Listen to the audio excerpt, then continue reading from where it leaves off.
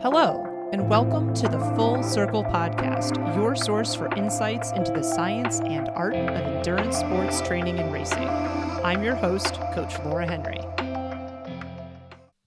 Today is Coach Tip Tuesday. Injury. It is every endurance athlete's worst nightmare. In addition to sidelining athletes from training for their goals, injuries also tend to rob endurance athletes of their sense of identity. I have seen firsthand how not training for a goal can cause listlessness within athletes.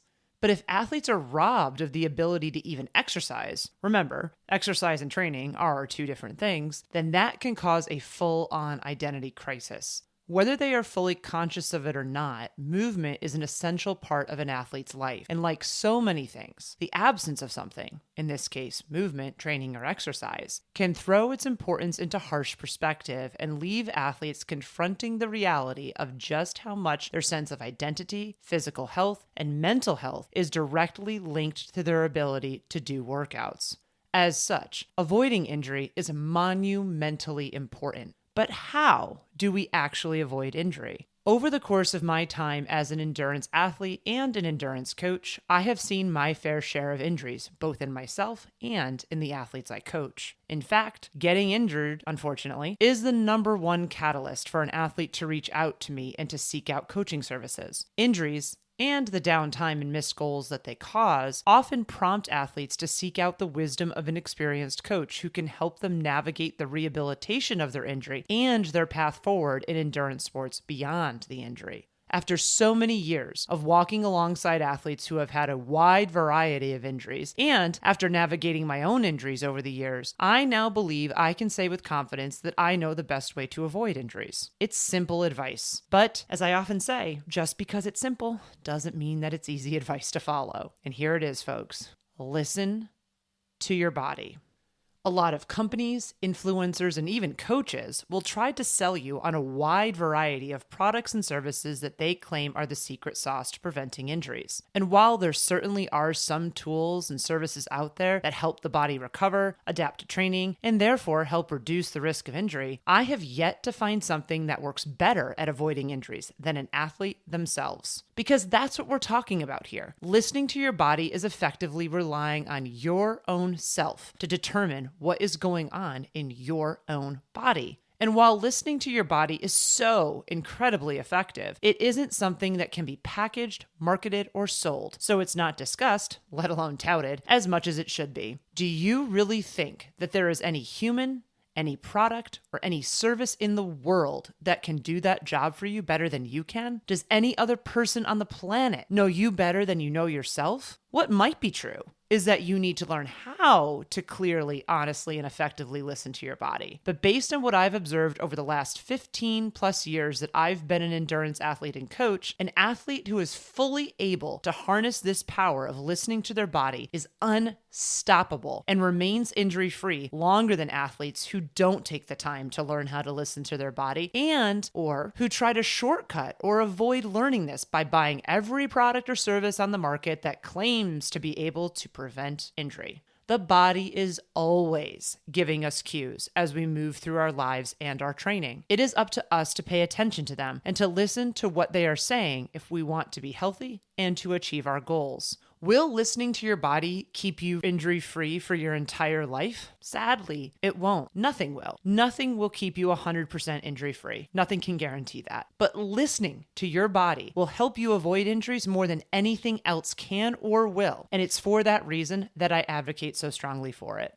Athletes often struggle with listening to their body, much like they struggle with training by effort, also known as rating of perceived exertion, or RPE. One major reason why these two things are so challenging for athletes is that they are both intangible. In our current world, we are absolutely bombarded by data. Many companies, influencers, and coaches out there claim that we can measure and quantify anything and everything about endurance sports and about our bodies. But the hard truth is this: some of the most meaningful things in the world, and by extension, in the world of endurance sports, are things that we cannot quantify in a tangible way. Intangibles hold immense value. And since so many athletes don't actually take the time to acknowledge, let alone appreciate that, the athletes who do learn to both appreciate intangibles and to harness them effectively have a superpower when compared with their peers. From the outside, no one will be able to tell that you're doing something so important and so significant. But internally, the difference that an athlete who is listening to their body feels, and then, therefore, the difference in how an athlete absorbs training and performs in training and racing is real. And it can be felt on a deeply personal level, even if it cannot be measured by a fitness tracker or other device and or shared tangibly with another human.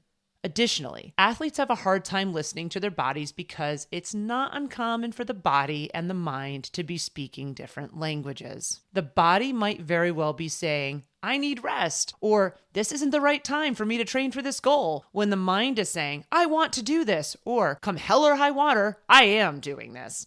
It's hard to hear something that you don't want to hear. The mind and the heart want what they want. We want what we want. As a culture and society, we have also glorified pain and suffering so much that athletes think that both are necessary components of their training, as well as components of training that are worthy of celebration and praise. If you don't think we've done this, look no further than sayings such as pain is weakness leaving the body, and how many athletes have created quote-unquote pain caves in their houses where they train. The combination of us wanting what we want alongside our belief that suffering and pain are normal, essential, and praiseworthy parts of training has created a perfect storm that makes it very challenging for athletes to accurately listen to what their body is saying to them. My experience has been that it's not uncommon for athletes to interpret or morph what their body is saying so that it is in alignment with what they want in their minds and in their hearts. Basically, it's not uncommon for athletes to interpret what their body is saying as what they want it to be saying, not what it actually is saying. Here are some of the most common variations of those interpretations that I've heard over the years. I think I'll be fine. I hope I'll be fine. This isn't that big of a deal. I am tough. I don't want to miss a workout. It'll be okay. I haven't ever been injured before. This isn't an injury. This won't turn into an injury. When this happens, athletes are hearing what they want to hear, not what is actually being said by their body. And I can tell you that every single time I've done this, heard what I wanted to hear from my body instead of what it was actually telling me, I've gotten injured. And when athletes who I have coached have done this, they have also gotten injured. Ignoring what your body is telling you and pushing forward anyway is a guaranteed recipe for injury. All injuries are the result of an imbalance of load versus capacity. In many cases, it's a mismanagement of load versus capacity that creates this imbalance. Load refers to the stress placed on the body, especially in the musculoskeletal tissues. Load is seen in the form of training volume, as well as frequency, intensity, and time spent exercising. Capacity is how much stress a tissue or body part can withstand before degeneration, snapping, or breaking. Capacity also refers to an athlete's emotional capacity for training. But for the purposes of this discussion, where we are discussing how critical it is to listen to the physical body, we are primarily talking about an athlete's physical capacity versus the physical load that is being imposed on it in training. And spoiler, an athlete's capacity often is less than what they want it to be, and the load that an athlete wants to impose often exceeds their capacity. I cannot tell you how many times an athlete has said to me, "This injury came out of nowhere." In many cases, I declare shenanigans when I hear this. Why? Because most of the time, the body will give signals before something becomes a big issue or a fully developed injury. It is exceedingly rare that an injury actually comes out of quote-unquote nowhere. These signals are the warning signs telling you that danger is looming. And if you're not paying attention to them for whatever reason, you're distracted, you're in denial, you don't know how to pay attention to them, you won't have a chance to manage whatever is going on before it becomes a fully developed injury.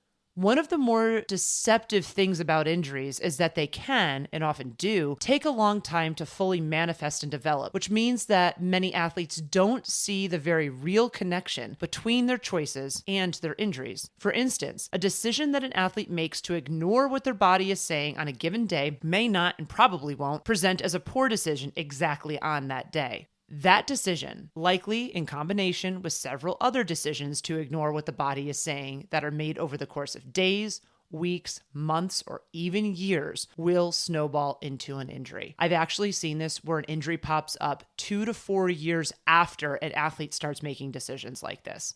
When the body is finally screaming at the athlete versus the original whispered signals that the body was trying to give, the athlete thinks that the injury just appeared out of nowhere. But it didn't. The injury is the result of a series of choices to ignore what the body was trying to communicate over a period of time. While injuries do happen, and unfortunately they always will, they don't always need to happen. There are many times when it is possible to manage something enough that it either doesn't turn into an injury or so that it doesn't turn into as big of an injury. Modifying variables in a training schedule, such as volume, intensity, frequency, workout type, sequencing, can all have a positive effect on mitigating injuries from turning into fully developed injuries that cause athletes to have setbacks in their training and in their performance. Speaking from my own personal experience again, there have been many times, especially when I was a newer and not so smart athlete, when the warning signs my body was giving me were inconvenient or otherwise annoying enough that I just wouldn't or didn't want to listen to them. Raise your hand, folks, if you resemble that.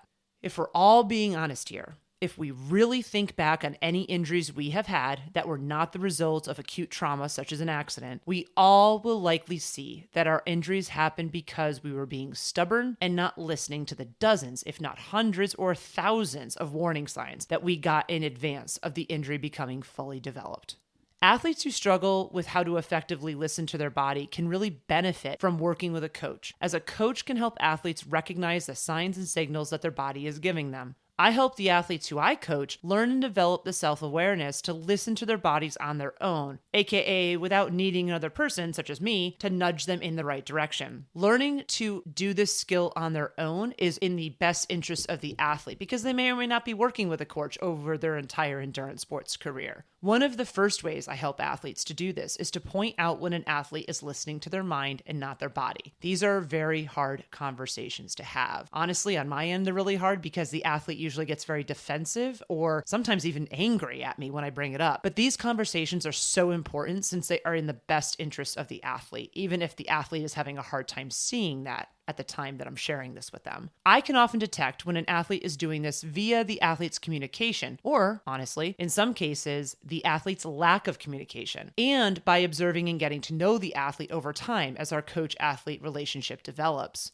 Another way I can tell that an athlete isn't listening to their body is if they never miss a workout, or if they are resistant to modifications to their schedule, especially if they are resistant to modifications that include skipping workouts or eliminating workouts. This might sound paradoxical or even counterintuitive, especially because I am always talking about how important consistency is in training. Consistency is one of the most important aspects of training. That is true. And it's also true that we cannot predict the future with 100% accuracy. And therefore, since training is set in the future, it's true that things change in ways we can't and don't expect them to, so that training needs to change along with them. No training plan, as it is originally written, even if it's written 1 week at a time, or especially if it's written many months at a time, should be completed exactly as it was written because there's no possible way for us to know what is actually going to happen in our lives in a week, let alone 4 to 6 months in the future. We can make very educated guesses about what will happen, but we will never actually know what the future holds. You could get sick. Your kid could get sick. Someone in your family could die. You could have to stay late at work. You could get stuck in traffic. You get the idea. Any number of things could happen that you don't expect that are going to impact your mood, how much time you have in a day to train, so many factors. So if an athlete never misses or never modifies a workout, or if they rearrange their schedule so that they always are checking the box and not missing workouts, and this looks like moving a workout from one day that doesn't work for them to a different day just so they can complete it and not miss the workout, this is one of the loudest signals that the athlete is not listening to their body. They are just listening to what they want in their head, and they are not listening to their body. I am just as concerned, if not more so, about athletes who never miss workouts as I am about athletes who are inconsistent and who miss too many workouts. There's a Goldilocks balance here, and that balance comes from listening to your body and writing training that is appropriate for you based on what your body is communicating. All athletes, whether they are working with a coach or not, can benefit from acknowledging that they might not currently be where they actually want to be. But the only way to get where you want to go is to start where you are. And one of the ways you can learn where you actually are, not where you think you are or where you hope you are, but where you actually are, is by listening to your body. Here are some common signals that the body will send in advance of an injury fully developing. Pain with activity, especially that increases over a workout or lingers after a workout. Higher than normal levels of fatigue, such as not feeling rested after a sufficient amount of sleep, or feeling tired for many, 3 or more, days in a row. Feeling that your easy workouts are more taxing on you than they should be. Mood changes, such as being irritable or short with those in your family or your inner circle. An inability to maintain mechanics and form during a workout. A plateau or backward slide in your performance in workouts or races. A change in motivation to do workouts or to engage in training. Many times, these signals are the body saying that whatever you're doing is too much or that the body needs more rest. We want and we love to think that we're invincible. We love to think that injuries are things that only happen to other athletes, not to us. We love to think that we will sleep or rest when we're dead. And we especially love to think that we are the exception to the odds or to the rules. But unfortunately, that's not how odds work. And we are not different than everyone else in most circumstances. We have very real limits on how much we can actually do, both in our lives and in our training and racing. And sometimes we may need to admit that what we want is not what we can currently do. One of the most important steps to learning how to actually listen to the body is to recognize when you are being stubborn or when you are in a state of denial. And as you might be able to imagine, this is really difficult. And spoiler, if you don't think that you're being stubborn or existing in a state of denial, there's probably a really good chance that you are. Challenge yourself, question yourself, be curious about what you're experiencing and what you're feeling. If you find yourself rationalizing a choice, defending what you're doing, or never missing a workout, these are all warning signs that you might be failing to accurately listen to your body. Here are some adaptations that you may need to make in response to listening to your body. Modifying a workout, the intensity of it, the duration of it, or both. Skipping a workout. Yes, sometimes even if it's a key or it's an important workout. Taking an extra rest day. Adjusting the sequencing of the workouts within your training week. Adjusting the rhythm of your recovery weeks as part of your larger training phases within your training plan. Deciding not to pursue the goal you originally set. This may mean not doing a race you've registered for.